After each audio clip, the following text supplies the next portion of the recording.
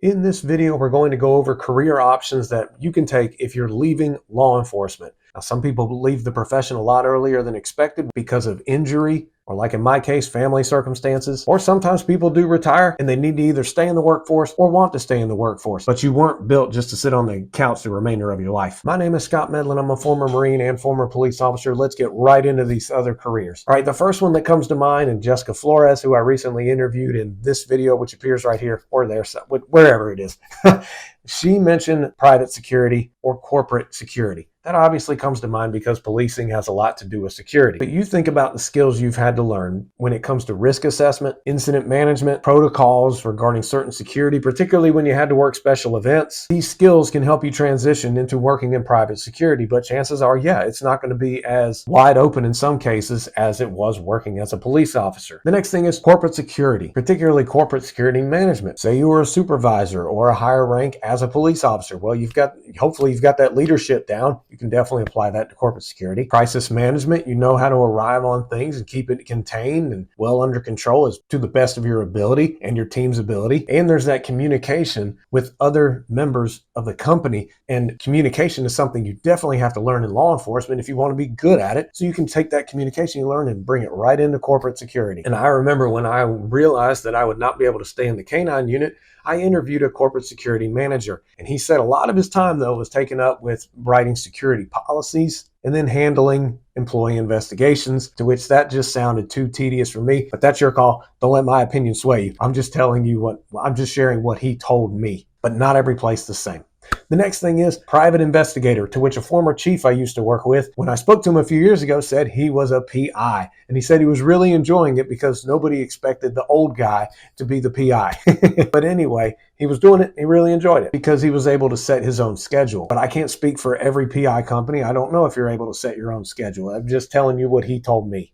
But needless to say, report writing, surveillance, investigative skills, things you have learned while working as a police officer can definitely help when it comes to private investigations. But it doesn't just stop with working as a PI. You can also work for a law firm, insurance companies. I know another former police officer who went into fraud investigations working for a bank. The next thing is you could work security at a school, or you could work in a school in some form or fashion. A guy I used to work with, he was really mean to me. He bullied me every time we were working patrol.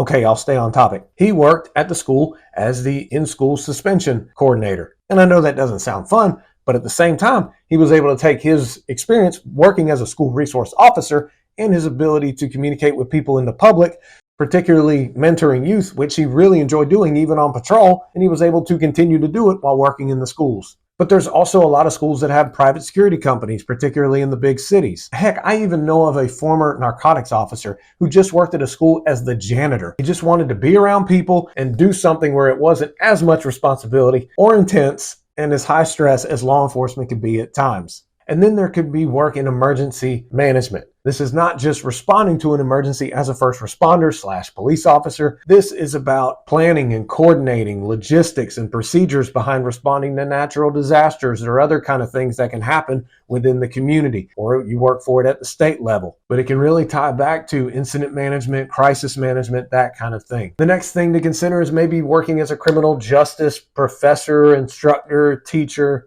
And a former officer I know who quit in law enforcement several years ago, worked at a local community college teaching criminal justice, and then worked his way up to an administrative rank at the school. And he really enjoys it. I'm telling you, the opportunities are endless as long as you put in the work and realize that law enforcement is not all you know, and you were never a cop to begin with. It was your job. The department moves on. You have a lot of potential, particularly with the skills that you learned in law enforcement. Okay, sorry, tangent over. The next thing that you might be able to consider is something like cybersecurity, particularly if you worked in CID, the Criminal Investigations Division, and handled cases that regarded things on the internet. And it's obvious that there are many crimes being committed through the use of the internet. Another thing you can do, to which I'm seeing a lot on LinkedIn, is former police officers becoming counselors, therapists, psychologists. I'm not a big fan of talk therapy where you just tell someone to ruminate on something. I'm more the fan of the angry Viking therapist, Dr. Trevor Wilkins, and his EMDR therapy, and we start to fix it. But tangent over again, think about it. Taking what you learn in law enforcement and the experience, and you can relate to so many first responders out there as a licensed and professional mental health expert.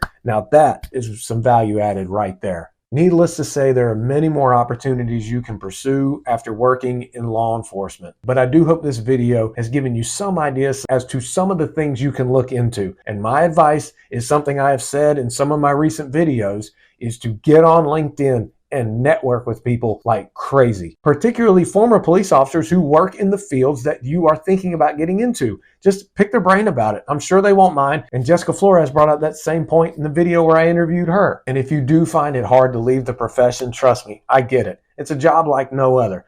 But you will not always work in law enforcement. And one of the biggest mistakes I made during my career was when I was at a field training officers class and the instructor asked us, "What do you plan on doing if you are no longer able to be a cop?" To which I quickly dismissed it and said, "Well, that will never happen. I am born for this." And I was working as a canine officer at the time. I should have never brushed off that question, because when I realized I had to get out of the profession, it was not easy. One, to leave. Two, to figure out what the heck I wanted to do.